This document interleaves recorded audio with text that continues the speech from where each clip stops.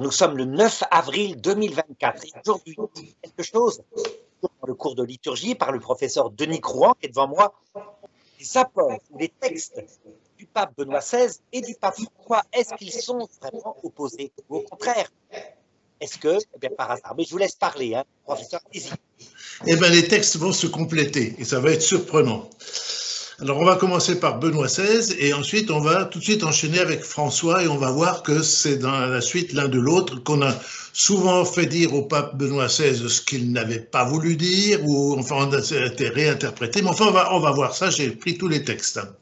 Alors, au nombre des papes qui ont marqué l'après-concile, Benoît XVI est sans conteste celui qui s'est le plus intéressé à la liturgie et qui, en même temps, qui s'est le plus inquiété, surtout inquiété de la direction souvent hasardeuse que certains clercs influents, très influents, trop influents, faisaient prendre à la liturgie au sein même de l'Église. C'était pas extérieur à l'Église, c'était le problème, il était dans l'Église.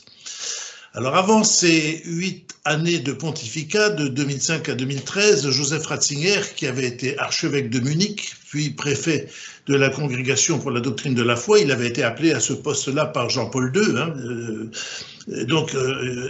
Ratzinger était souvent revenu sur la question du rôle central que devait jouer la liturgie dans le renouveau de l'Église et au sein du monde moderne. Ça va ensemble. Combien de fois n'a-t-il pas rappelé, d'une façon ou d'une autre, que l'Église, alors je le cite, l'Église vit de la célébration correcte de la liturgie. Et j'insiste sur le mot qu'il a employé, la célébration correcte. Il ne s'agit pas de célébrer simplement la liturgie, tant bien que mal, c'est la célébration correcte. Et le pape disait, le cardinal disait que l'Église est en danger dès que la primauté de Dieu n'apparaît plus dans la liturgie, ni par conséquent dans nos vies, dans la vie. Cependant, Joseph Ratzinger ne s'est jamais contenté d'étudier la liturgie à la façon d'un intellectuel. On sait qu'il était professeur, il aurait pu étudier la liturgie en tant que professeur du haut de sa chaire et puis faire des cours très savants. Mais non. Il a, à travers son sacerdoce, il a d'abord vécu la liturgie et il l'a vécu et il en a vécu. Il s'en est imprégné comme avant lui s'en était imprégné tant de saints, tant de grands de ce monde et tant d'humbles fidèles, tant d'actifs et de contemplatifs dont les noms n'ont pas été retenus, comme n'ont pas été retenus au demeurant les noms de ceux qui nous ont légué les éléments constitutifs des rites sacrés. On a parlé du chant liturgique, et on ne connaît pas à part 2 ou 3 noms comme ça au passage, mais on ne connaît pas les compositeurs, on ne sait pas qui a composé ces chants, mais ces chants existent. Et la liturgie, on ne sait pas exactement qui a dit. Bon, si, il y a eu des papes qui ont un petit peu rectifié les choses, qui ont ajouté des choses, supprimé d'autres, mais en gros, la liturgie s'est constituée au fil de l'histoire sans que des noms, on dit, tel pape a inventé les prières au bas de l'autel. Non, c'est pas vrai, c'est pas comme ça que ça s'est passé. Donc, voilà. Mais la liturgie a nourri tous ces gens-là, connus, inconnus, humbles, pauvres, certains qui ont eu des vies de patachons, mais enfin qui ont quand même trouvé du secours dans la liturgie, et il faut les nommer. Et la pensée de Benoît XVI sur les questions liturgiques est restée fondamentalement façonnée par l'un des principaux objectifs à poursuivre pour vivifier une foi authentiquement catholique. Et ces objectifs, c'était la bonne réception des véritables enseignements de Vatican II et leur mise en œuvre consciencieuse et respectueuse. Pour lui, le Concile Vatican II avait été absolument nécessaire, tout comme avait été nécessaire une révision de la liturgie romaine qui, avant le Concile, poussait trop souvent à porter une attention excessive à des rubriques que le temps avait tellement empilées les unes sur les autres qu'elles finissaient par donner une importance exagérée au seul cérémonial externe. On connaît l'histoire de ce prêtre qui disait au moment de son ordination, un peu avant son ordination, il disait à son évêque, mais attendez, je suis tellement obligé de faire attention aux rubriques du missel, mais quand est-ce que je fais attention au reste? Ne vous tracassez pas du reste, faites d'abord attention aux rubriques. Voilà ce qu'on lui avait répondu. C'était un petit peu la façon dont on voyait les choses. Bien que Joseph Ratzinger est reconnu devoir son amour pour la liturgie aux messes qui étaient célébrées du temps de son enfance dans sa petite paroisse de Bavière, eh bien, Ratzinger n'a jamais idéalisé l'état de la liturgie d'avant le Concile. Elle n'était pas idéale, cette liturgie, pour lui. Pour en parler, et ça c'est une introduction qu'il avait faite dans un de ses livres, pour parler de la liturgie d'avant le Concile, il l'avait comparée à une magnifique fresque dont l'image avait été couverte au fil des siècles par des couches superposées d'enduit. Et il disait, dans le missel qu'utilisait le prêtre pour célébrer la messe avant le Concile, la structure de la liturgie était toujours bien présente, mais elle était amplement dissimulée sous des monceaux de rubriques à connaître et des formes de prières privées à réciter. Et Ratzinger écrivait, la fresque a été dégagée et rénovée par le Concile Vatican II.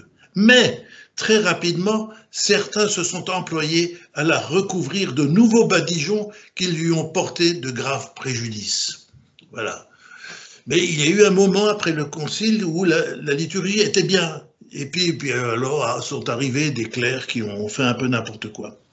Et le cardinal concluait en nous donnant le programme à suivre. Ce qui s'impose aujourd'hui, c'est de retrouver ce qui a conduit à la réalisation de la fresque originelle, donc c'est toute l'histoire, hein, et en contemplant cette dernière, cette fresque, retrouver une nouvelle révérence dans la façon dont nous traitons le culte réservé à Dieu. Retrouver une nouvelle compréhension du message et de la réalité liturgique. L'accueil de Joseph Ratzinger, des livres liturgiques révisés à la suite de Vatican II, a toujours été incontestablement positif, même si son enthousiasme touchant à certains points était parfois plus modéré. Il y a toujours des choses à améliorer, hein, ça c'est vrai, c'est à l'usage qu'on voit les choses qu'on pourrait mieux faire ou qu'on a fait un petit peu à la hâte. Dans une interview avec le rédacteur en chef de la revue Communio, donc une revue fondée en 1974 sous l'impulsion de Hans-Urs von Balthasar, Ratzinger déclarait « Afin qu'il n'y ait pas de malentendu, permettez-moi de dire qu'en ce qui concerne la liturgie rénovée par Vatican II, je constate qu'elle a enrichi le trésor des prières et des préfaces ainsi que nombre de textes liturgiques à utiliser en semaine. » C'est vrai qu'autrefois, avec le missel de Saint-Pie V, toute la semaine, on avait la même messe, finalement. Hein, c'était répété du lundi au samedi. Alors que là, il y a vraiment une messe pour tous les jours. Cependant, même si Joseph Ratzinger n'a à aucun moment critiqué la liturgie corrigée et dépoussiérée par les soins de Vatican II, il ne s'est jamais privé de porter des jugements sur les livres liturgiques eux-mêmes. Et il leur reprochait souvent d'apparaître comme des créations d'universitaires ou de commissions occupées à répondre aux désirs des pratiquants modernes plutôt que comme des fruits d'un développement vivant et organique. Ça, il critiquait quelquefois les livres. Il disait, on sent trop le travail de bureaucrate, finalement. Hein. Et c'est dans ce sens qu'il avait déclaré, alors je le cite, « Après le Concile, à la place de la liturgie fruit du développement organique, est venue de la liturgie fabriquée. Nous avons abandonné le processus vivant de croissance et de développement qui avait permis à la liturgie de traverser les siècles. Et nous l'avons remplacé par un processus de fabrication visant à produire quelque chose de banal, élaboré sur place. » C'est au moment où chaque paroisse fabriquait sa messe. Et Joseph Ratzinger disait bien, après le Concile, nous avons, et non à cause du Concile, l'Église a. C'est oui, très important. Et cette nuance est d'importance puisqu'elle nous fait comprendre que Vatican II n'est en rien responsable de la désagrégation de la liturgie. C'est une désagrégation qui s'est faite à des rythmes différents et selon des modalités variables dans une très grande majorité de paroisses. Mais moi, je me suis rendu compte, parce que j'étais organiste à ce moment-là, que les bêtises que l'on faisait dans ma paroisse, je les retrouvais sous une autre forme, mais existante dans la paroisse voisine. Et c'était généralisé. Donc, alors, une désagrégation de la liturgie qui s'est faite parfois sournoisement, parfois brutalement, assez souvent brutalement. En fait, le cardinal Joseph Ratzinger critiquait surtout la mentalité ou les attitudes déficientes qui avaient accompagné la mise en œuvre de la liturgie révisée plutôt que la liturgie elle-même. Il ne critiquait pas la liturgie elle-même, il critiquait la mise en œuvre. Il précisait même que le missel dit de Paul VI ne devait pas être vu comme un élément de rupture dans la tradition. C'est la continuité. Et donc, oui, pas comme un élément de rupture dans la tradition, pas comme un vecteur d'une nouvelle messe, la messe de Paul VI n'est pas une nouvelle messe, mais comme une forme renouvelée du missel que Pie V, Urbain VIII, Pie X et tous leurs prédécesseurs avaient contribué à élaborer sur les bases de l'histoire la plus ancienne de l'Église telle qu'elle était connue à l'époque.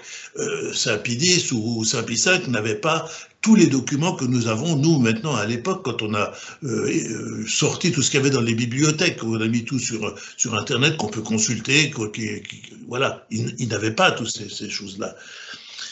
Et Joseph Ratzinger s'est donc appliqué à démontrer que la crise liturgique, qui avait profondément ébranlé l'Église après le Concile, avait sûrement moins à voir avec le remplacement des anciens livres par des nouveaux qu'avec une profonde méconnaissance des clercs, et par ricochet des fidèles, de la nature profonde de la liturgie elle-même. On ne connaissait plus la liturgie, on n'avait plus de formation liturgique. On a parlé de Don Guéranger le reconnaît, et puis d'autres avant lui ont reconnu qu'il n'y avait pas de formation de la liturgie.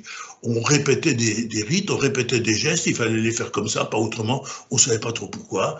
Il y avait un geste, alors je ne sais pas si les fidèles le savent, mais il y avait un geste que faisait le prêtre au moment de la prière eucharistique, il passait ses doigts sur le rebord du corporal, tout en continuant à dire les prières. Hein. Hop, machinalement, il faisait ce geste. Alors, on le voyait de dos faire un truc, puis hop, il passait. Puis on se longtemps dit.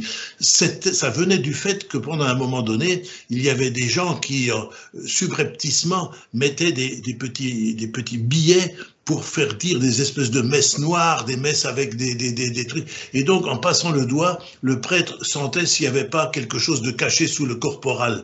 Comme on écrivait sur un parchemin assez épais, il l'aurait senti à ce moment-là. Donc, il l'aurait enlevé et il aurait continué la messe. Mais ce geste était devenu automatique. On ne savait plus pourquoi on le faisait. On voit bien, c'est ça.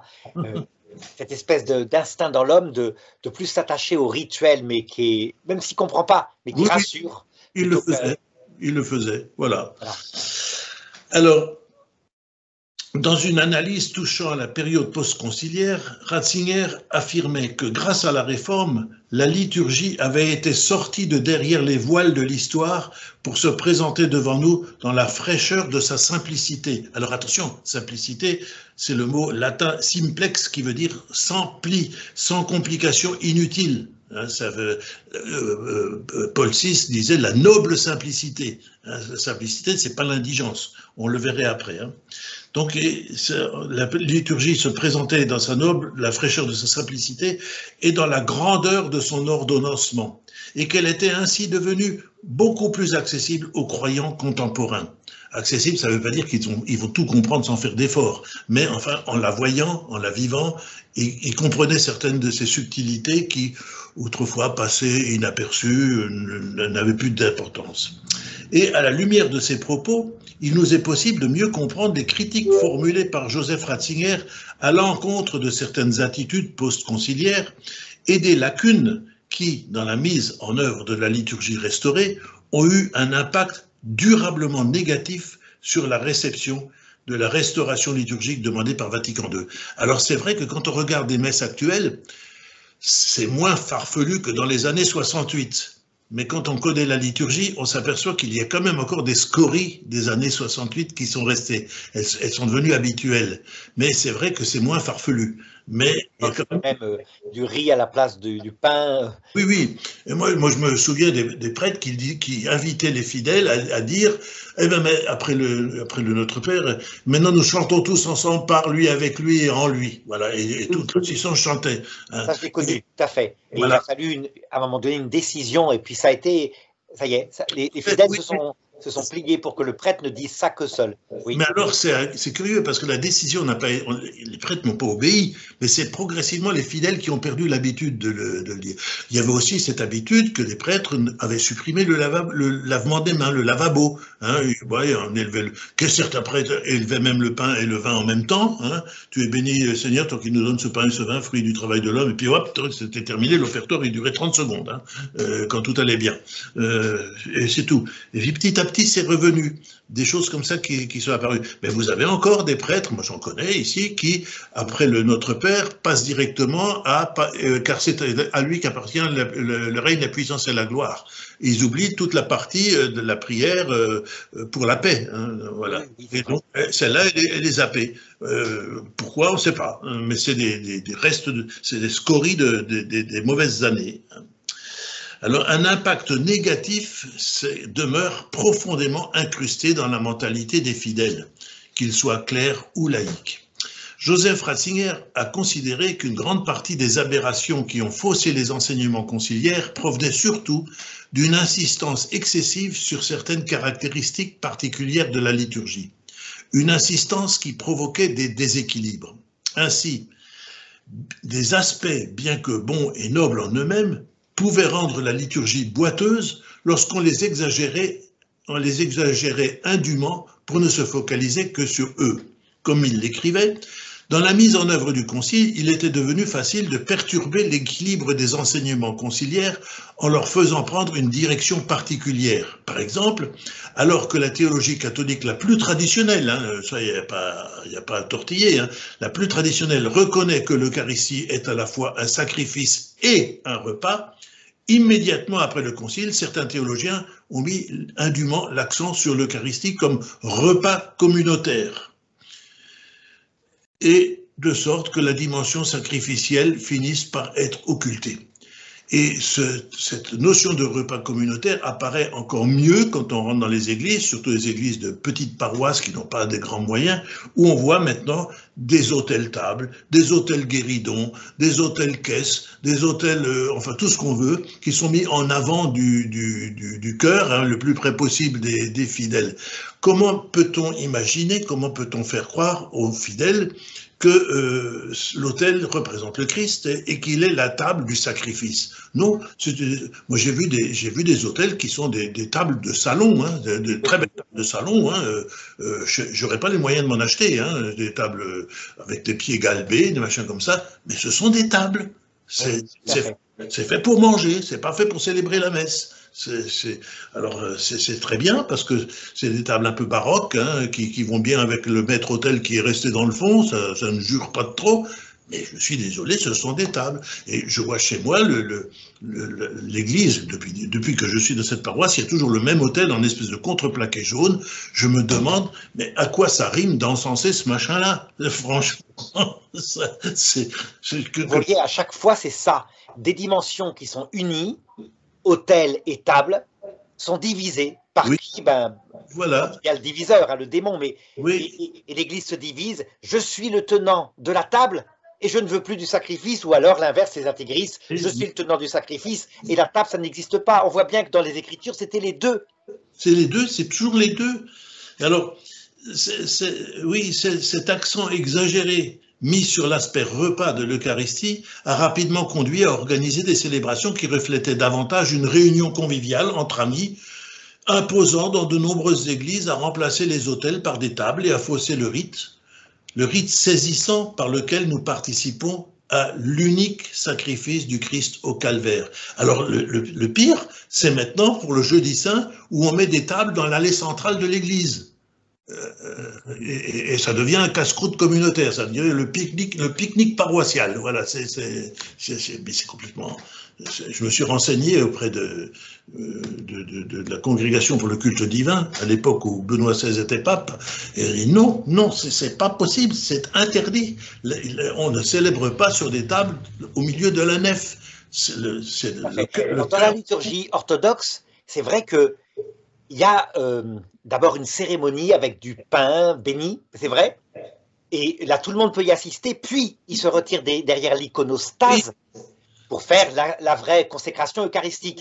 Ils ont trouvé ce moyen-là, Oui. Ça permet de rejoindre un peu le fait que la Sainte Seine a été célébrée durant un repas, effectivement. Oui, mais il ne mélange pas. Il mélange Non. pas. Et voilà, le repas, c'est vrai, il y a le pain béni, comme on avait autrefois, nous, dans nos paroisses, hein, à la fin de la messe, on distribuait du pain béni hein, pour ceux qui voulaient ramener du pain. Oui, on le fait encore chez nous pour la Sainte Agathe. Dans la paroisse de Sainte Agathe, on bénit le pain de Sainte Agathe, qui est distribué par le conseil de fabrique. Après, les gens vont communier, puis ils passent à côté, puis on leur donne le pain béni de Sainte Agathe. Et même dans les paroisses, c'était les gens amenaient eux-mêmes leur pain avec un ruban et puis des petites fleurs et des choses comme ça pour la Sainte Agathe. Mais ça se faisait, ça se faisait.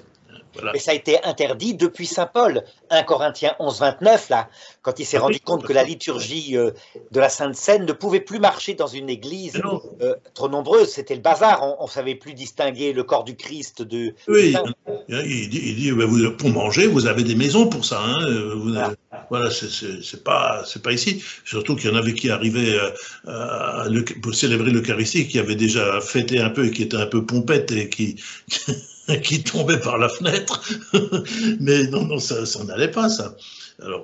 Alors, pour Joseph Ratzinger, il a toujours été évident que l'Eucharistie n'était un repas, elle n'est un repas que parce qu'elle est d'abord un sacrifice. Y participer imposait de présupposer la communion dans un sacrifice offert. D'abord le sacrifice, ensuite le repas, et pas les deux.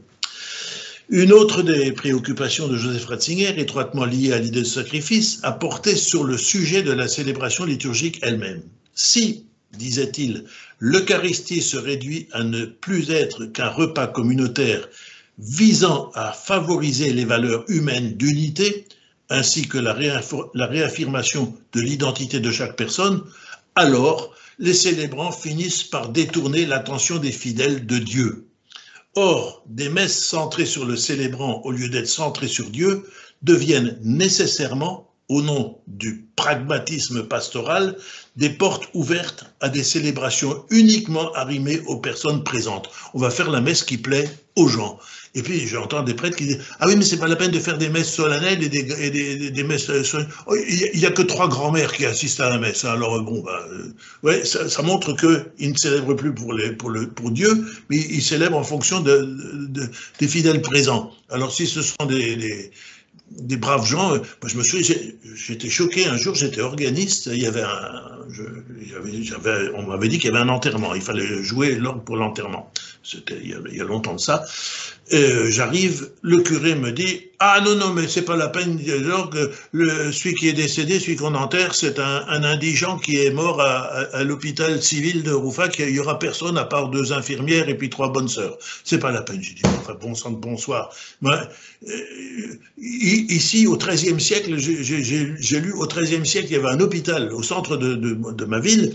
Plus c'était des pauvres gens, plus ils avaient un enterrement solennel, parce que justement c'était les pauvres, c'était l'image de Dieu, comme le pauvre Lazare, voilà, c'était l'image de celui qui est déjà élu. Et lui le curé me dit non, il n'y a pas besoin d'orgue, c'est un pauvre type, il n'y aura personne. Voilà, j'avais envie de lui dire, mais monsieur le curé, vous déraillez complètement. Oui, bien sûr, perdez le sens de l'essentiel. Hein. Mais oui, mais vous voyez, quand on fait une messe uniquement pour les gens, alors à ce moment-là, on perd l'essentiel. Donc c'est le pragmatisme pastoral. Voilà, on va faire ce qui plaît. Et alors, quand on aboutit ainsi à des liturgies qui sont imaginées par des hommes et rien que pour des hommes, uniquement pour faire plaisir et satisfaire de vagues exigences terre à terre. Voilà, on va écouter, si on enterre telle vedette, bon, on va écouter sa chanson, et puis ça va être diffusé dans le haut-parleur. Il y avait d'ailleurs j'ai vu, je sais pas trop où, quelqu'un qui posait la question, quand on passe des disques à des enterrements maintenant, est-ce qu'il faut payer des droits d'auteur à la SACEM? On ne sait jamais, hein, si vous faites du Sylvie Vartan au moment de la communion, ou bien du Johnny Hallyday, ou du je ne sais, enfin moi je ne suis plus à la mode maintenant, du Benabar, voilà, on va faire du Benabar. Bon, très bien. Alors, Joseph Ratzinger a toujours insisté sur le fait que la liturgie n'est pas quelque chose que nous faisons, mais qu'elle est ce que Dieu réalise en nous et pour nous, en nous réconciliant avec le Père dans la puissance de l'Esprit. Malheureusement, les mentalités de l'après-concile ont été favorables à un total changement de perspective conduisant à des célébrations anthropocentrées, où les assemblées étaient poussées à concentrer toute leur attention sur elles-mêmes, sur leur goût, sur les ministres de l'autel, qui étaient transformés en animateurs ou en metteurs en scène. Vous entendez des gens, ah mais moi je vais à la messe parce que c'est l'abbé un tel qui célèbre. Ah il est sympathique, moi je l'ai connu. J'ai un ami ici qui pratique pas, mais il y a un petit pèlerinage, et maintenant c'est un prêtre 68ard qui était passablement à gauche, comme cet ami est à gauche aussi, alors là, il va à la messe, parce que c'est le curé de gauche qui célèbre. Il le trouve très sympathique. Bon, le reste, il s'en fiche complètement. Hein. Voilà, mais on en arrive à des aberrations. Les messes devaient-elles, après Vatican II, être systématiquement célébrées face au peuple, pour le seul peuple? Était-il si important que les fidèles puissent regarder le prêtre en face d'eux?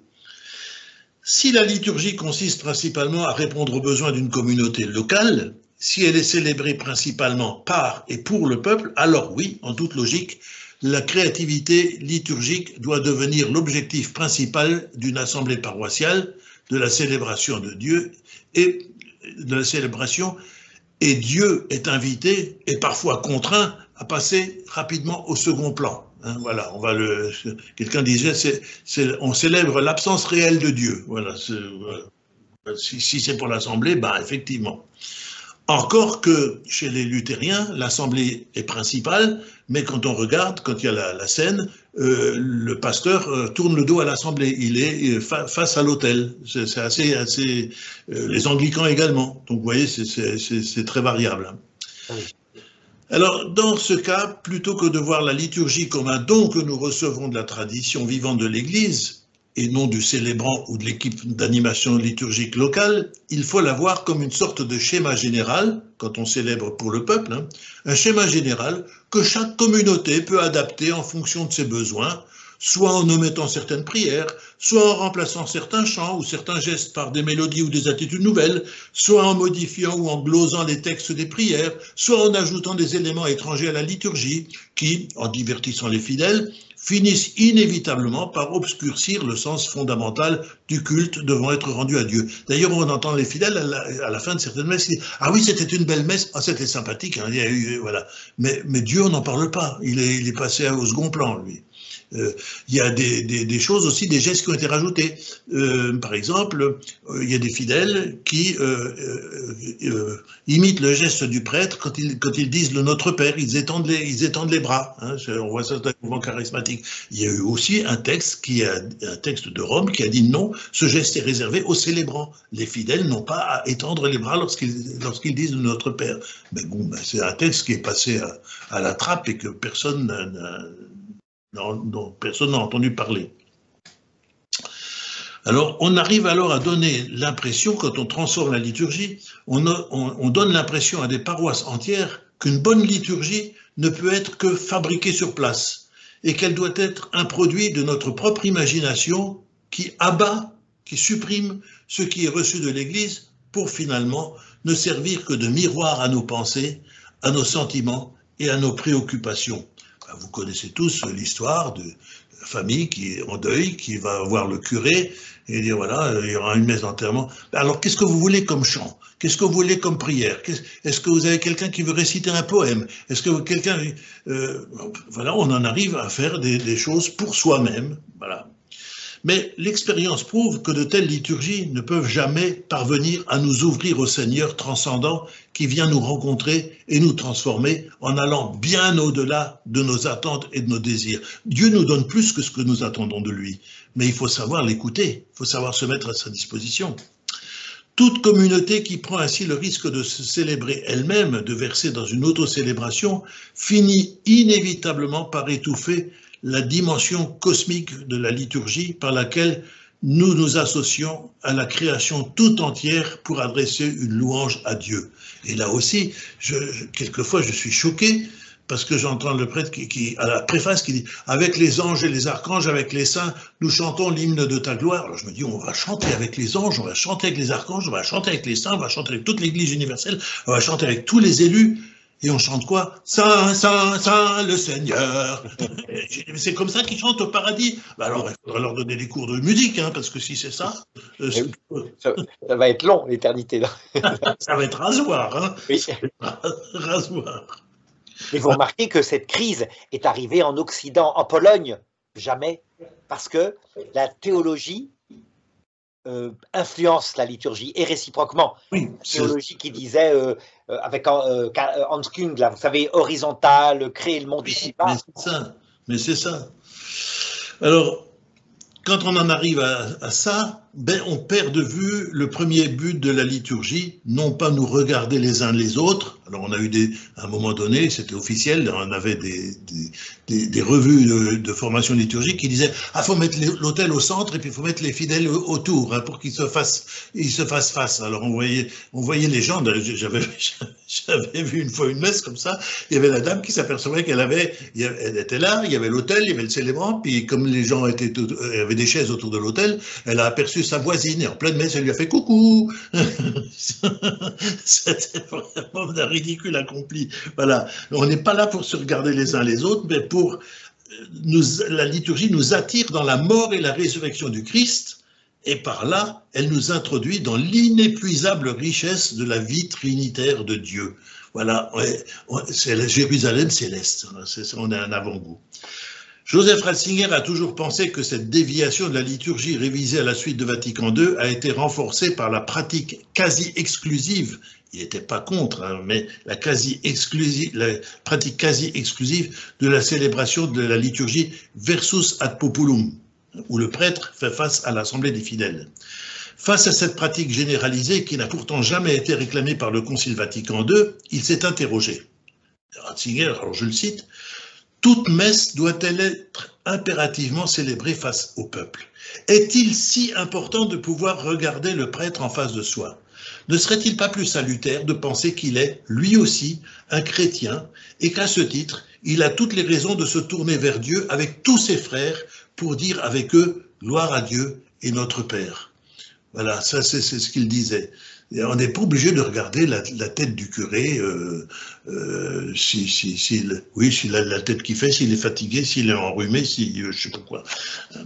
Donc, alors, je précise que quand on prend le missel actuel, il est toujours prévu que le prêtre se tourne vers les fidèles pour dire « Le Seigneur soit avec vous » et se retourne vers l'autel pour dire « L'oraison ». Hein, il y a toujours, c'est marqué dans les rubriques, hein. Mais comme on ne lit plus les rubriques, avant il y en avait trop, maintenant il n'y en a plus assez. Alors bon, on ne les lit plus. Alors, la pratique de la célébration versus orientem ne signifie nullement que le prêtre tourne le dos au peuple, c'est faux ça. Elle souligne que toute l'assemblée, y compris le prêtre, regarde dans la même direction, l'Orient, qui a une dimension symbolique en lien avec le Seigneur qui vient à notre rencontre pour nous transformer. Au lieu de cela, célébrer systématiquement versus ad populum peut donner l'impression que l'assemblée se joint au prêtre comme pour former un cercle fermé sur lui-même, ce que je disais tout à l'heure, alors que tous les membres de l'assemblée devraient être tournés vers le Seigneur dans une attitude de profonde adoration. Joseph Ratzinger pensait aussi que la célébration versus populum conduit à un effet secondaire, plus ou moins involontaire, par lequel le prêtre est tenté de devenir le centre d'attention des fidèles, et le prêtre remplit alors le rôle de maître de spectacle ou d'animateur, au lieu d'être transparent pour nous donner à voir, au-delà de lui, que la personne du Christ. Alors, l'ami prêtre de Villars-les-Dombes, lui, il célèbre toujours vers l'Orient, sauf de temps en temps, mais il ne faut pas que ça devienne une habitude, et surtout à la messe du jeudi saint, parce que là c'est la dernière scène, et donc là pour insister sur le fait que c'est peut-être la scène qui prend le dessus, hein, le sacrifice, ça prélude du sacrifice, mais la croix n'est pas encore là, alors là il célèbre, mais toujours en étant très discret et en restant à l'autel, et puis la liturgie garde tout son aspect solennel, mais il fait la différence et il l'explique aux gens. Alors, il dit, voilà, cette semaine, le jeudi saint sera célébré face à l'Assemblée pour rappeler le dernier repas. Une autre critique souvent faite par Joseph Ratzinger touchait à la question de la participation à la liturgie. Ah, la fameuse participation active, la participation actuosa, souhaitée par le Concile Vatican II. Et Ratzinger disait, c'est dommage, ça s'est transformé en un activisme plus ou moins stérile. Et c'est pas ça la participation voulue par le Concile. On pense encore trop souvent que la participation consiste à faire quelque chose d'observable et d'évaluable dans la liturgie, alors qu'elle doit d'abord être la traduction d'une attitude intérieure et spirituelle. D'abord l'attitude intérieure, ensuite la participation active. La participation doit d'abord être un engagement dans le cheminement pascal du Christ vers le Père. On chemine avec le Christ vers le Père. En conséquence, des actes comme l'écoute attentive, l'adoration, le silence sont les seuls véritables éléments cultuels permettant de réaliser et d'atteindre une véritable participation active. Quand je suis allé à Solesmes la première fois, j'ai avoué, il faisait chaud, c'était l'été, j'ai avoué à un des pères qui était là que pendant les vêpres, j'ai somnolé. Il m'a regardé, il m'a dit, mais c'est très bien, vous vous êtes laissé entraîner dans la partie, votre sommeil, votre somnolence était une participation active parce que vous étiez pris dans le rythme des psaumes, de la psalmodie. Voilà, c'est la contemplation, n'était pas agité en train de vous gratouiller l'oreille ou de je ne sais trop quoi faire. Ouais, c'était ça. Et les moines sont dans cette intériorisation, de cette intériorité. D'ailleurs, quand ils rentrent, ils ont le capuchon pour bien montrer qu'ils regardent devant eux, ils ne sont pas distraits à droite et à gauche. Alors, malheureusement, le silence, l'écoute, l'adoration, ces actes ne sont plus guère possibles dans de nombreuses célébrations au cours desquelles les bavardages, les chants de foule et l'agitation sont devenus comme normatifs. Et là, c'est encore une grande erreur de faire chanter les gens tout du début jusqu'à la fin. On leur fait chanter le chant d'entrée, on leur fait chanter le Kyrie, le Gloria, le psaume responsorial, l'Alléluia, un chant à l'offertoire, le credo, un chant à l'offertoire, un chant à la communion, un chant final. Mais c'est faux, c'est pas liturgique ça. À un moment donné, ce sont les choristes qui doivent chanter et les fidèles doivent écouter et s'imprégner de ce que les choristes chantent. Naturellement, il faut que ce soit de la bonne musique et de la qualité. Alors, donc finalement, on voit bien, c'est toujours un équilibre. Finalement, à chaque fois, une déviation de liturgie, c'est un excès. Il peut y avoir l'excès où Dieu seul compte, la charité envers les autres ne compte plus, ou l'excès inverse qui est sorti après mai 68, on peut le dire, hein, où seul le peuple Dieu compte et il n'y a plus de Dieu. Oui, mais c'est ça. C'est toujours comme ça, hein, alors, ce que vous dites. Voilà. Heureusement, souvent absente de nombreuses célébrations contemporaines bruyantes et truffées de bavardages ou de petits refrains dont les paroles ont rarement un rapport avec les textes de la liturgie du jour, il semble que ces qualités d'écoute et de contemplation sont peu à peu redécouvertes par une nouvelle génération de fidèles. Alors ça, on l'entend de plus en plus, hein, une nouvelle génération de fidèles qui ont été trop souvent victimes d'une overdose de sollicitations visuelles et auditives. Et maintenant, quand on entend les émissions qui sont faites, les nouvelles générations demandent des églises calmes. On a interrogé les gens qui se sont fait baptiser la nuit pascale, et ils ont dit, mais comment vous avez demandé? Eh bien, on est rentré dans une église et on a été surpris par le silence, la beauté. Puis après, on est allé dans un monastère, on a écouté chanter les moines. Et c'est comme ça que... Mais une overdose de sollicitations visuelles, des spots, des haut-parleurs qui braillent, des machins, ça ne mène à rien. Ça ne mène à rien. Au bout de 5 minutes, on en a ras la casquette, pour être poli.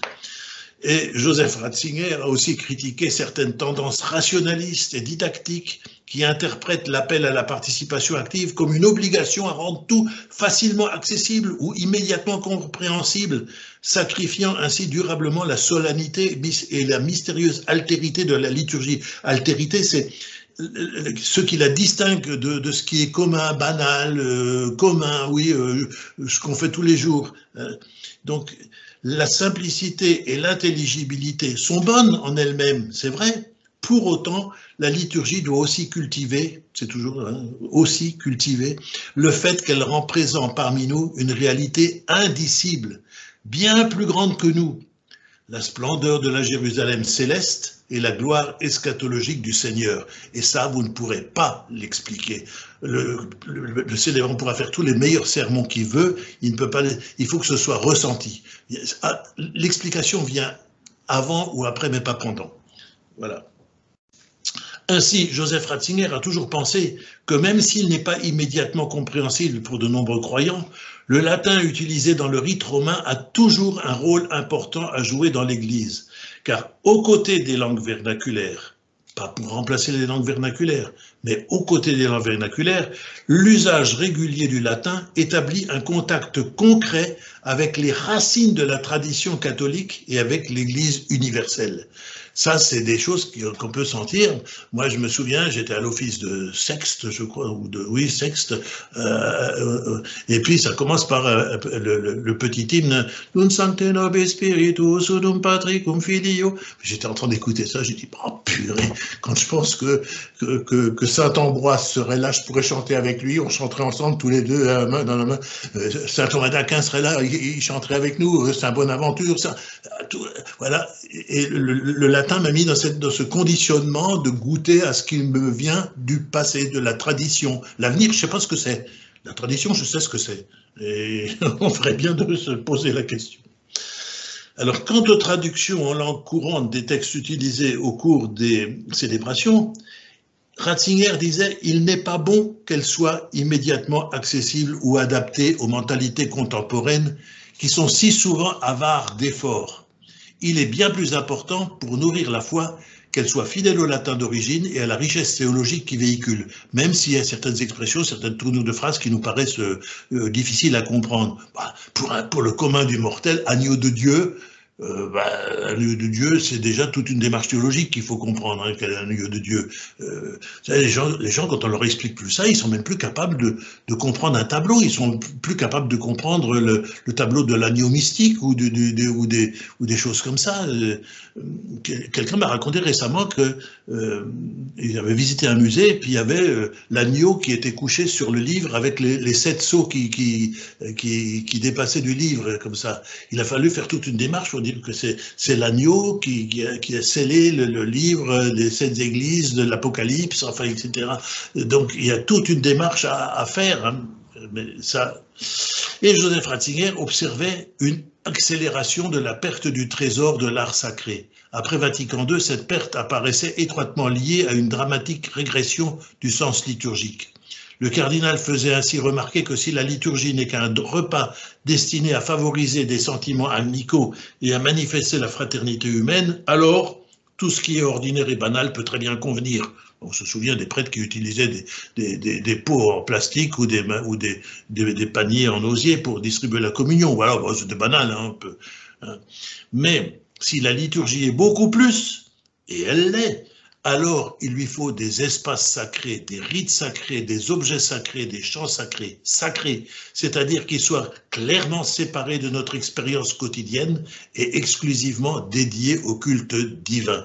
C'est ça qui est très important. Alors quand je vois les églises qu'on construit dans les banlieues parisiennes et dans certaines qui ressemblent à des espèces de tartes à la crème ou de fromage dégoulinant, on dirait des camemberts qui coulent.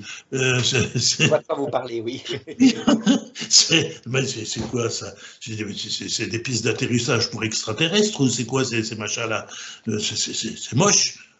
Alors que les églises gothiques du 19e siècle, néo-gothiques, là, qui sont magnifiques, sont détruites, enfin, c'est quelque chose d'incroyable. Oui, tout à fait. J'ai les plus grandes craintes pour le mobilier liturgique qui va être mis dans Notre-Dame de Paris. Je tremble à l'avance, hein, je tremble à l'avance, moi, parce qu'il y aura un génie qui va nous pondre un machin psychédélique. Oui, ils ont pour le moment vraiment, ils ont refait tout à l'identique, y compris la charpente. La charpente. Mais quand ils commencent à mettre, oui, c'est vrai, parce que il y a une perte du sens sacré par cette génération qui est terrible. On peut pas le nier. Hein. Ça, je me demande ce qui va nous tomber dessus. Hein. Mais enfin, les Parisiens trouveront ça très beau puisque c'est à Paris. Et puis qu'en dehors de Paris, il n'existe rien. Bon, on se moque toujours. Hein. On est un peu chauvin, chacun dans ses régions. C'est très vrai, hein. C'est très vrai. C'est pas à retirer. Non, non, ce que vous dites est très vrai. Voilà. Bon, je sais pas, je ne vais pas critiquer Bruxelles et la Belgique. Bon, enfin bon. Alors, l'usage du sacré, du séparé, du différent cultive le sentiment que la liturgie peut et doit nous faire vraiment sortir de nous-mêmes pour nous permettre de nous approcher toujours un peu plus de la liturgie céleste. Tel est son rôle premier, rappelé dans la Constitution Sacrosanctum Concilium de Vatican II. Dans son relativement bref pontificat, Benoît XVI s'est attelé à faire redécouvrir cette vérité en donnant l'exemple de célébrations édifiantes et en publiant l'exhortation post-synodale Sacramentum Caritatis, qui demeure un enseignement clair sur la place et la forme que doit avoir la liturgie pérenne dans l'Église. Alors ça, faudrait le lire, chaque phrase est à méditer, hein, Sacramentum Caritatis. En juillet 2007, Benoît XVI publie le motu proprio Summorum Pontificum, par lequel il autorise tous les prêtres qui le souhaitent à célébrer la messe en utilisant le missel romain non corrigé par le concile.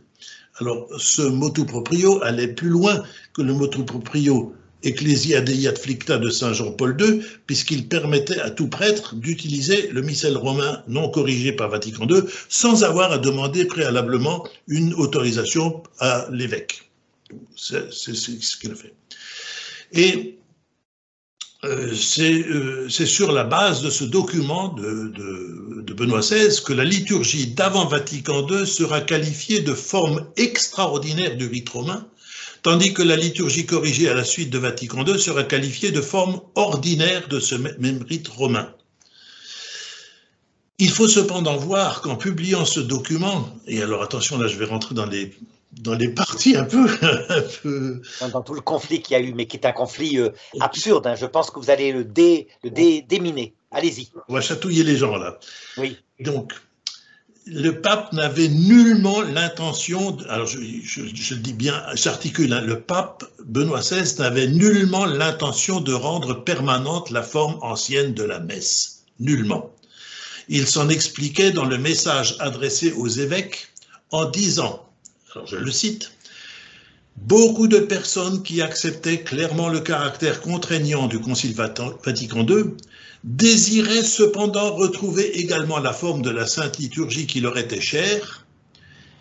Et, voilà la partie importante, cela s'est produit avant tout parce qu'en de nombreux endroits, on ne célébrait pas fidèlement selon les prescriptions du nouveau missel et qu'au contraire, celui-ci finissait par être interprété comme une autorisation, voire même une obligation de créativité. » Voilà, voilà.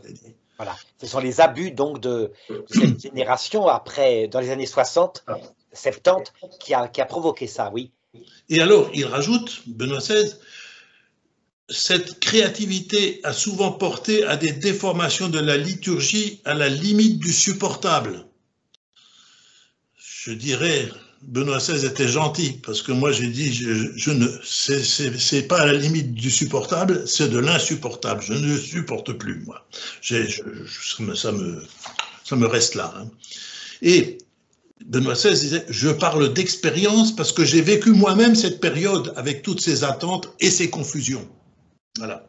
Et j'ai constaté, toujours Benoît XVI, hein, toujours lui, et j'ai constaté combien les déformations arbitraires de la liturgie ont profondément blessé des personnes qui étaient totalement enracinées dans la foi de l'Église. Voilà.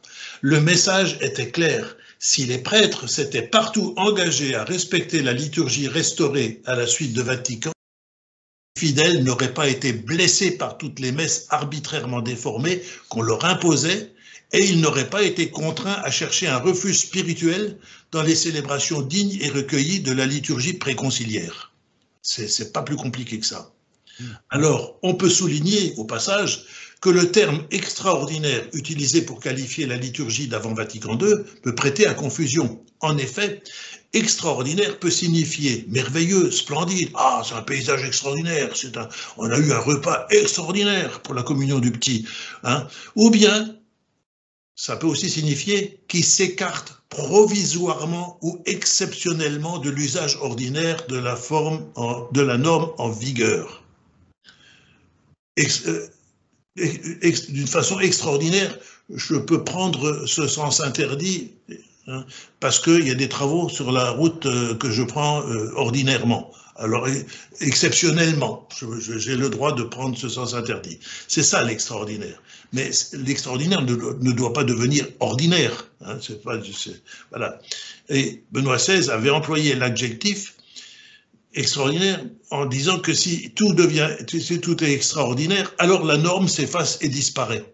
Ça peut pas rester. Et d'ailleurs, le fait qu'il y ait deux formes d'un même rite c'est une aberration, ça n'existe nulle part. Vous n'avez pas de rite ambrosien, de rite visigothique, de rite de Salisbury, ou de rite de Saint-Jean Chrysostome. Ça n'existe pas. Ça n'existe pas. C'est une aberration. Et les papes, depuis l'origine, ont toujours voulu unifier la liturgie.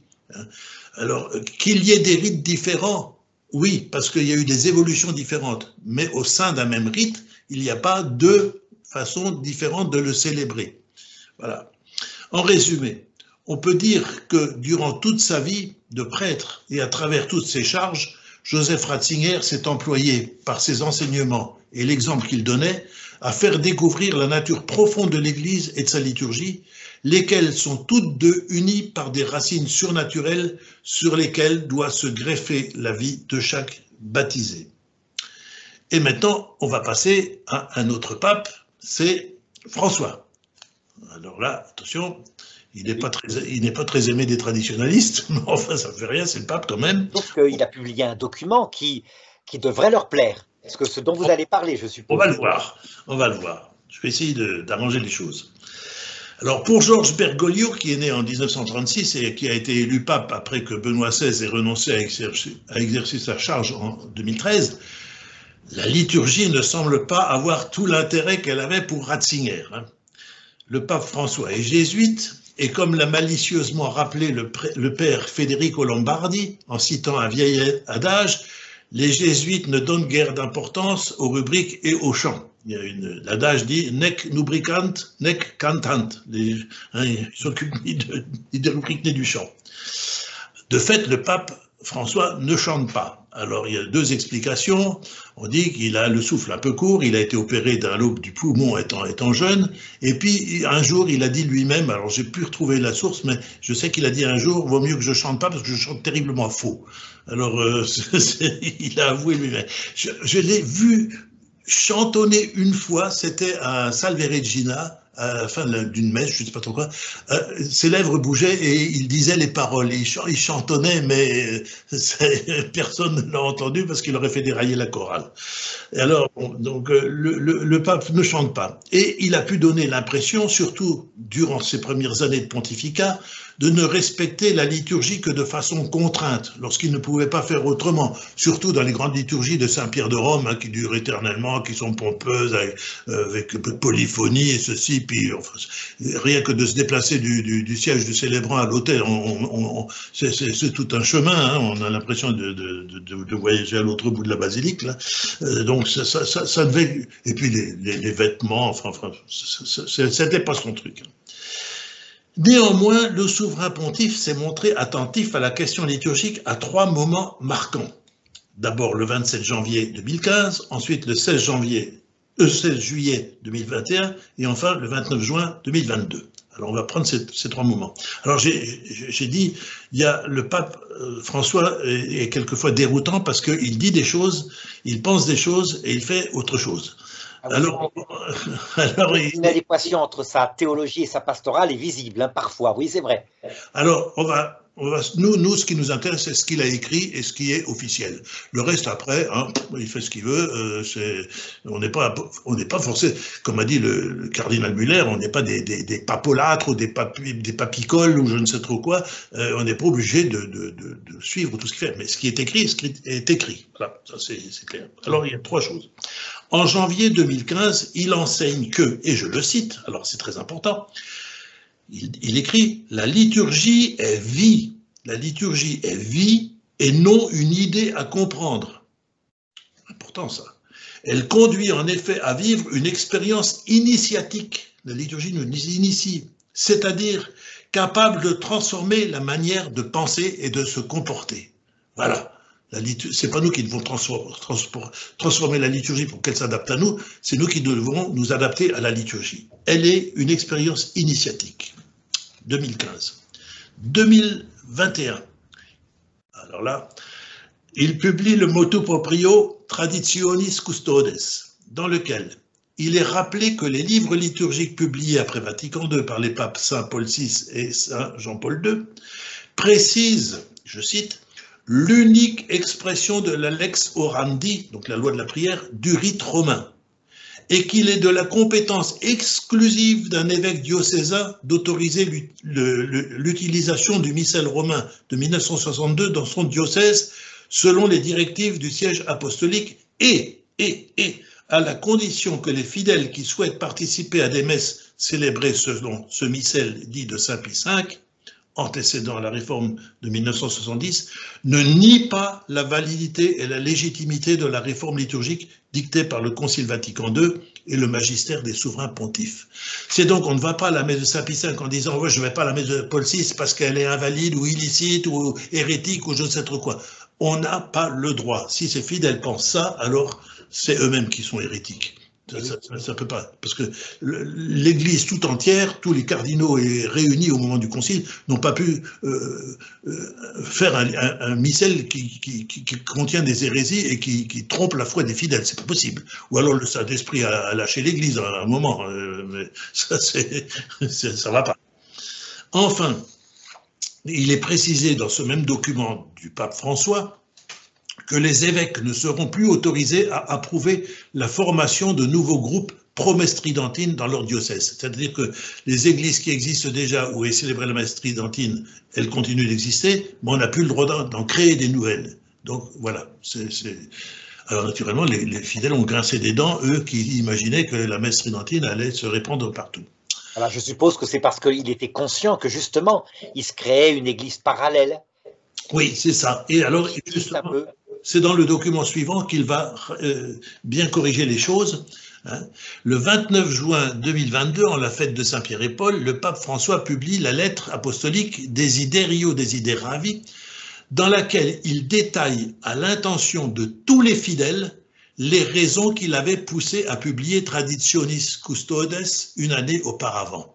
C'est très intéressant. Il a publié la lettre, il a vu que ça avait mal été compris, mal été... Et là, maintenant, il l'explique. Après avoir rappelé ce qu'est et doit être la liturgie, rien d'autre que la rencontre avec le Christ et par conséquent non une rencontre avec un prêtre sympathique, le souverain pontife déclare travailler à l'unité de l'Église par le biais d'une redécouverte et mise en œuvre correcte d'une liturgie romaine devant être à nouveau unifiée. Et ce faisant, et contrairement à ce qui a pu être dit, François se situe très clairement dans la ligne suivie par tous les pontifes romains depuis Saint Grégoire le Grand, étant entendu que dans l'histoire de l'Église, plusieurs façons de célébrer un unique rite a toujours été vues comme une dislocation de ce rite, comme une anomalie liturgique qu'il fallait corriger. Alors on parle souvent de Saint Grégoire le Grand. On dit, oui, la liturgie romaine remontait à Saint Grégoire le Grand. Mais Saint Grégoire le Grand a taillé dans la liturgie de son époque parce que c'était un fouillis de rubriques, de trucs de prière qui venaient d'ici, de là, d'ailleurs, et à un moment donné, il a dit il faut mettre de l'ordre. Il a supprimé des prières. Alors je ne sais pas s'il y a eu des mouvements traditionnalistes qui ont poussé au cri à l'époque, je ne sais pas. Il n'y avait pas Internet, alors il ne le savait peut-être pas. Mais en tout cas, il a taillé, il a réagencé la liturgie. Alors c'est pas trop ce qu'il a fait comme travail, mais c'était un travail considérable. Et il y en a qui ont dû fulminer dans leur coin. Nous, on a toujours fait comme ça, on ne va pas changer maintenant. Hein. C'est exactement ça.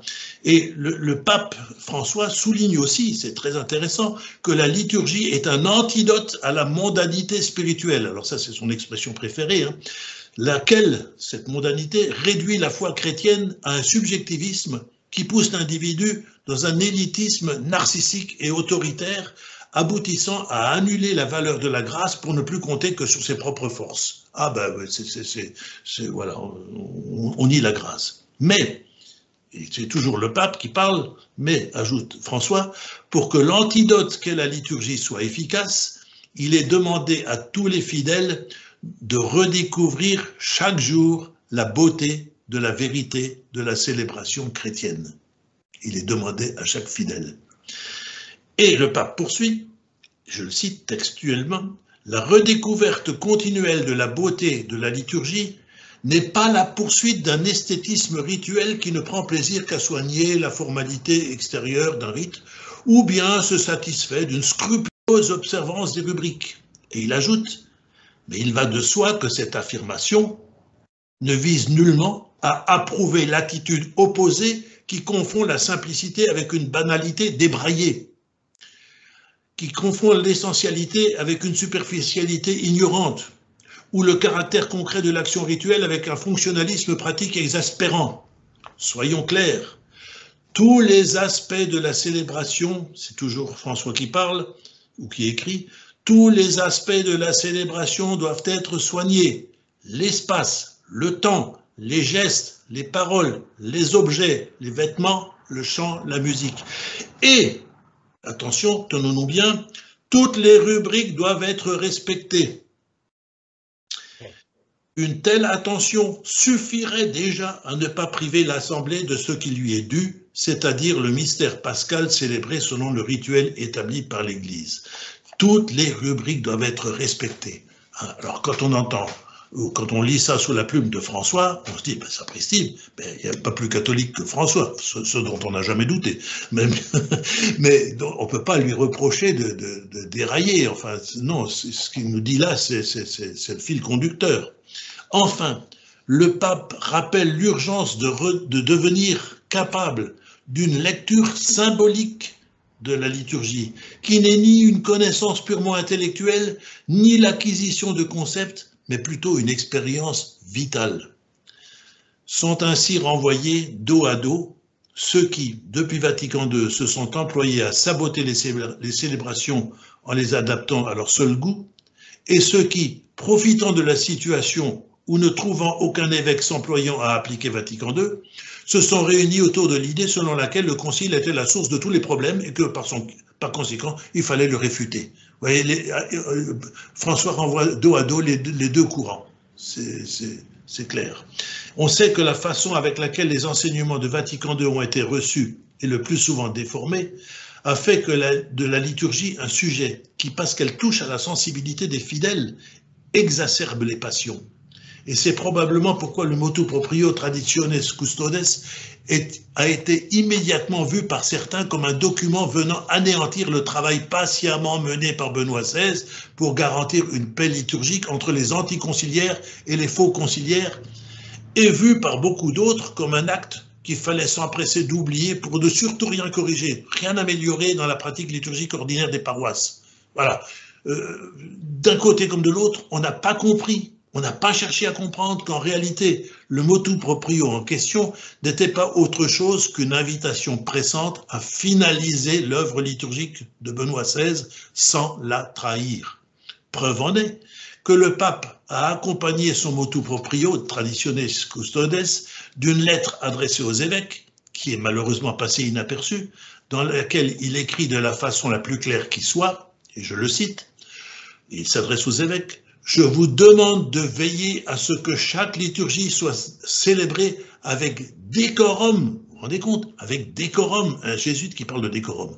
Avec décorum et fidélité au livre liturgique promulgué après le Concile Vatican II, sans excentricité qui dégénère facilement en abus.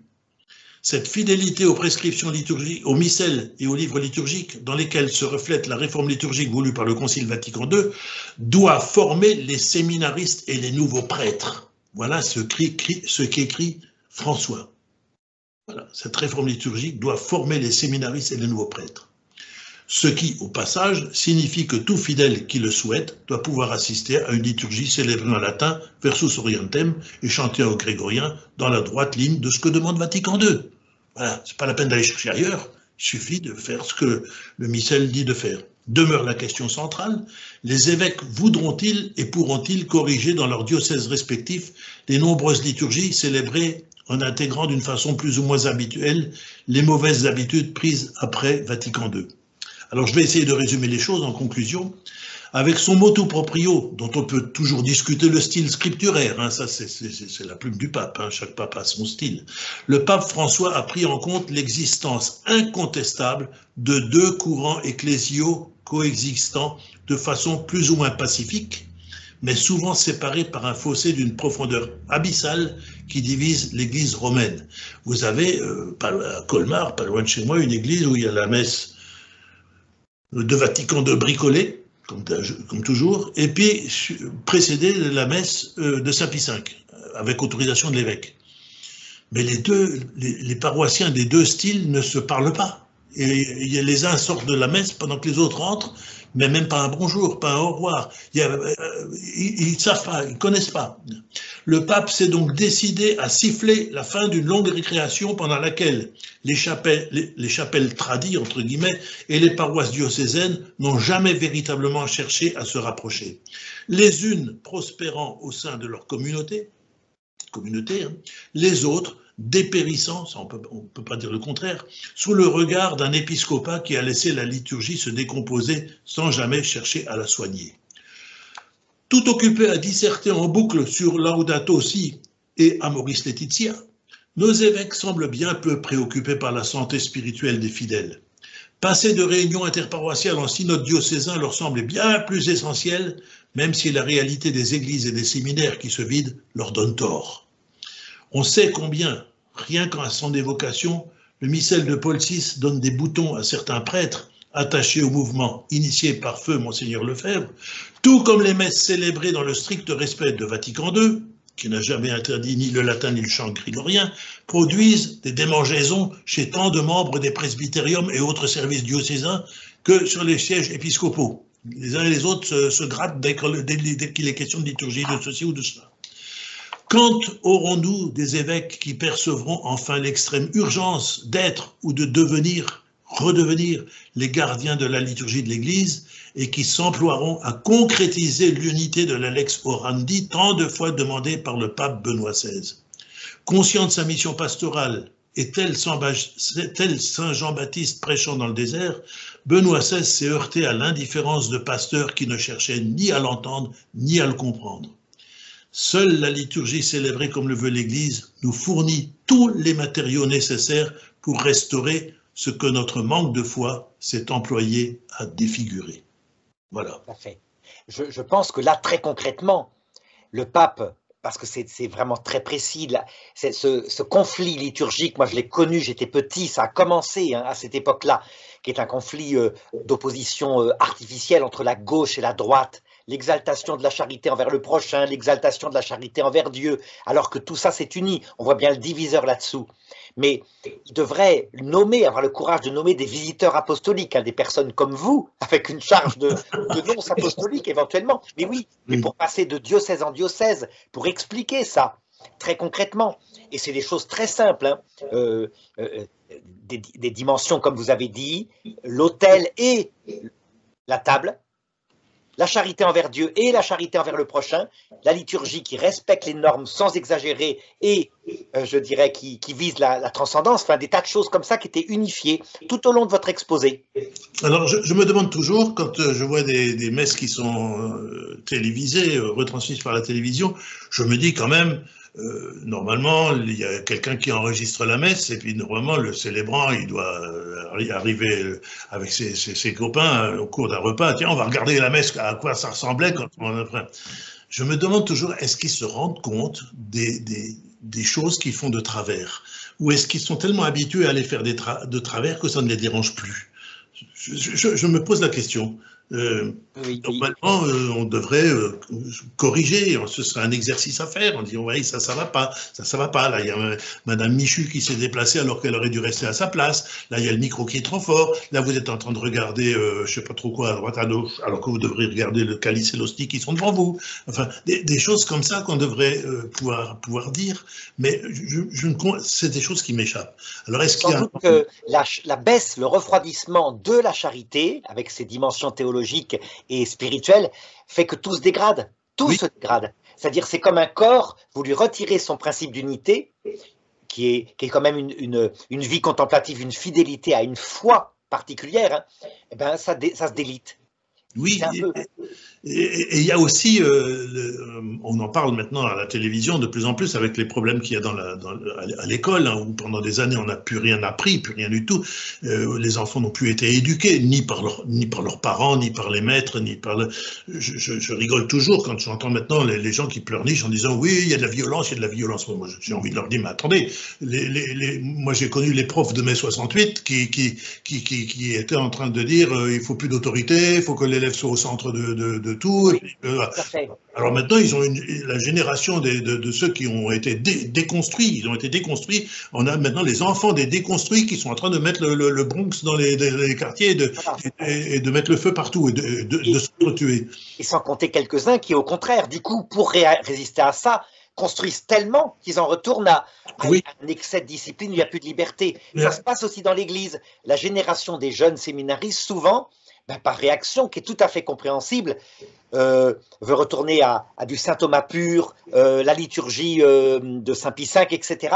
Oui. Par réaction, Mais besoin de repères. il y a ça, alors il y a cette génération qui n'a plus appris la beauté, le goût, qui ne sait plus rien. Moi, j'ai des amis qui enseignent en deuxième année, troisième année de post-bac et qui, la littérature, ils ne savent plus rien. On peut plus rien leur expliquer. On lit des poèmes le long du coteau courbe de Peggy, par exemple, des choses comme ça, où on parle de reposoir ou Madame, c'est quoi un reposoir? Ben oui, si vous n'avez pas de fête du Saint-Sacrement, vous ne savez pas ce que c'est qu'un reposoir. On m'a demandé l'autre jour pourquoi les cloches sonnaient à midi. Je dis, ben attendez, chez nous, elles sonnent à 7 h du matin, à midi et à 7 h du soir. C'est l'Angélus. Ah bon, mais c'est quoi? Des gens qui ont été au catéchisme. Hein, Oui, comme au catéchisme, on apprenait que des choses, il n'y avait plus de contenu théologique. C'était pas, il fallait une liberté, une spontanéité, il fallait être gentil, uniquement faire des coupages.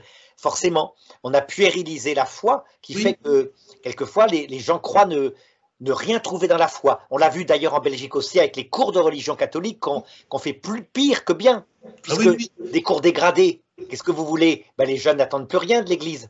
Et puis alors ce manque de culture, ce manque de culture de l'esthétique maintenant, n'importe quoi, pourvu que ce soit loufoque. Enfin maintenant vous accrochez un pneu au bout d'une ficelle, il y a Jack Lang qui se pâme de c'est de là. Hein. Les colonnes moi vous vous souvenez les colonnes de Buren là. Oui, je me souviens, qui se dégradent, qui tombent en morceaux. Alors on rigolait parce qu'on a dû mettre des policiers de la ville de Paris à surveiller les colonnes de Buren parce que le matin il y avait toutes les dames qui faisaient promener leur toutou qui arrosaient les colonnes de Buren. Voilà. Non mais et ça coûte les yeux de la tête ces machins-là. Et on a plus ce goût. Quand j'étais au Louvre, j'ai regardé la pyramide du Louvre. J'ai dit qu'est-ce que je peux en penser de ce truc-là? J'ai dit c'est dommage, le Louvre c'était un espace qui était magnifique, qui se suffisait à lui-même. Alors c'est vrai que pyramide elle me plaît pas. Par contre quand on descend au Louvre et qu'on remonte par l'escalator et puis qu'on a ses verrières et que tout d'un coup on voit le Louvre, c'est très beau, c'est très beau. Oui. Mais il y a un manque d'esthétisme. Quelqu'un m'a dit, justement, j'ai parlé de la façon dont notre église, qui est en restauration actuellement, une église du XIIIe siècle quand même, elle est en restauration, elle va être très très belle. Mais je dis, mais attendez, restaurer c'est bien, c'est bien. Il faudrait que le curé soit restauré aussi d'ailleurs, parce que lui, quand il célèbre, et alors il faudrait surtout enlever, moi, ce podium. On a un hôtel face au peuple qui est sur un podium, qui est sur un linoléum jaune paille. J'ai dit, mais moi, j'en veux même pas dans ma cuisine. Mais enfin, comment? Mais alors, il y a moyen de faire beau, pas cher, pratique. Voilà, vous allez chez nous, on a des vieilles carrières de grès rose alsacien ici. On fait un bloc, on fait un vrai hôtel bloc qu'on met un bel espace dans le cœur. Hein. On a les restes d'un jubé, on le mettrait à cet endroit-là, il serait pas trop éloigné des fidèles, mais il serait quand même dans le cœur, bien visible, et pas en avant. Et cet affreux podium où on se prend les pieds dedans, où il y a les fils du micro qui... Non, mais c'est complètement aberrant. Et ça, vous l'avez dans toutes les paroisses. Parce que la beauté se dégrade au terme de la vérité qui s'est dégradée. Oui. Et l'amour. Tout est lié, c'est sur des transcendantaux, mine de rien. C'est-à-dire, il y a un rapport avec Dieu. Dieu est vrai, Dieu est bon, Dieu est beau. Et voilà.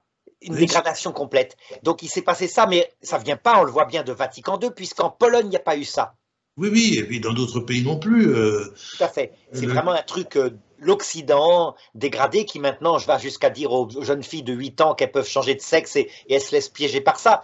Il y aura un jour des plaintes pénales et ça finira par se retourner, tellement ça va loin. Le monde entier regarde ça avec des yeux ébahis, quoi. Mais ça commence. Je vois chez nous en politique, par exemple, il y a maintenant la gauche caviar, les bobos là, commencent à pousser des hurlements parce que les gens ont tellement ras-le-bol de la pagaille qu'il y a qu'ils sont en train de vouloir maintenant la droite qui revienne au pouvoir, même à Bruxelles. Hein, même oui, tout à fait. Alors, tous les pays disent maintenant ça suffit. C'est un effet de balancier, c'est dans la nature humaine. Hein. L'excès de laxisme, l'excès de rigueur. Finalement, mai 68 est une réaction à l'excès de rigorisme paternaliste. Et du coup, 50 ans plus tard, voilà. 50 ans, c'est des cycles de 50 ans sur 2 générations. Ce qui est dommage, c'est que mai 68, quand ils ont commencé à dérailler, il y avait des gens qui voyaient clair, il y avait des philosophes qui voyaient clair, qui ont dit mais non, ça, on va foncer dans le mur, des choses comme ça. Mais non.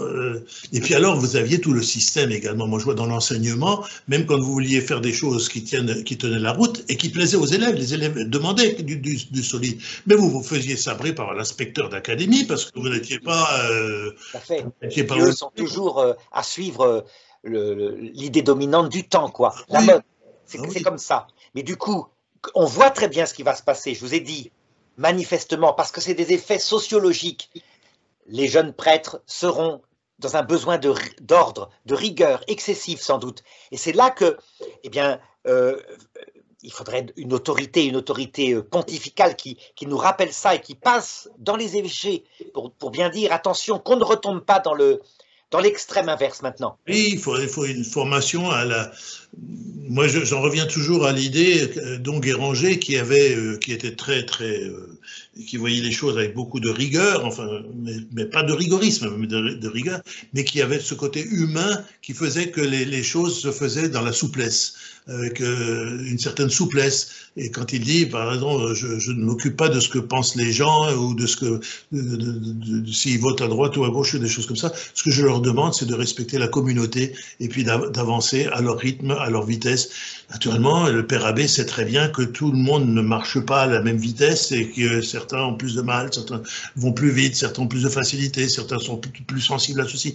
Mais D'Onguéranger avait cette facilité de sentir les choses, de respecter l'homme dans ce qu'il est et de le conduire à son rythme dans ce qui est essentiel.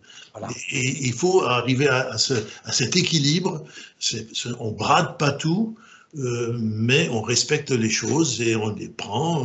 Moi, je dis toujours, maintenant on a dans les paroisses, je suppose que c'est pareil chez vous, dans la plus petite paroisse, on a une équipe de liturgie, je ne sais pas trop quoi, alors ils se réunissent, ils discutent pendant des heures et des heures pour savoir s'il faut mettre le vase de ce côté-là, s'il faut mettre des pétuniers ou des marguerites, des choses comme ça.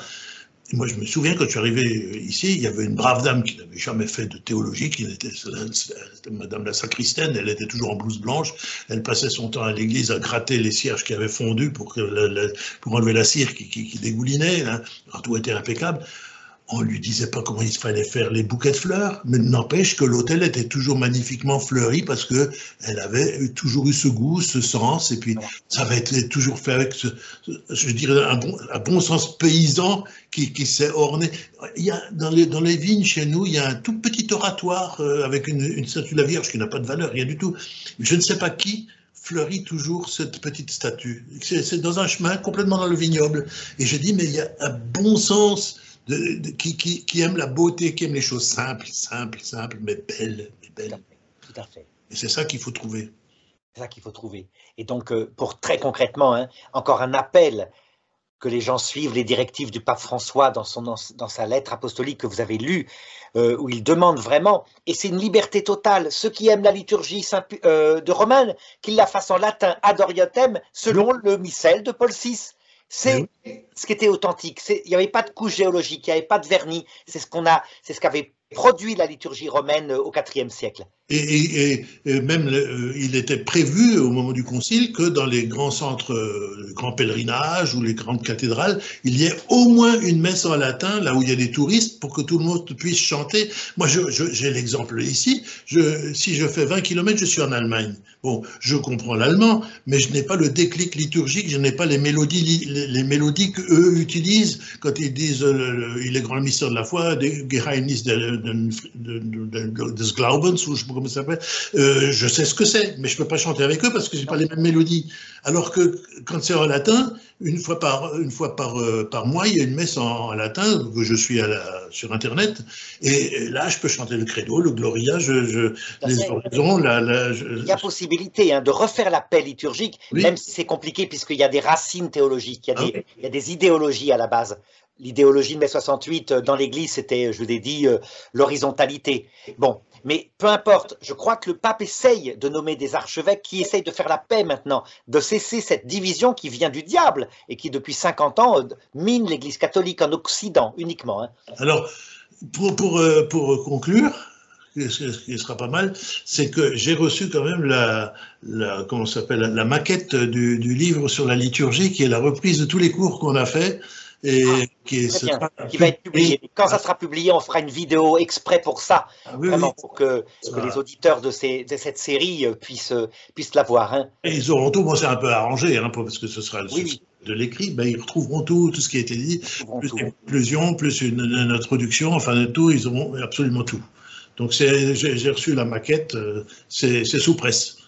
Ça va, merci beaucoup, merci pour cette bonne nouvelle, merci pour cette vidéo que je publie dès demain sur Belgicato et même samedi pour tout le monde cette fois, parce que je crois qu'elle vaut le coup c'est d'actualité. Elle est un peu longue, elle est un peu longue. Peu importe, elle résume un peu cette vision du juste milieu que vous avez. À bientôt, docteur. À bientôt. Voilà, au revoir. Au revoir.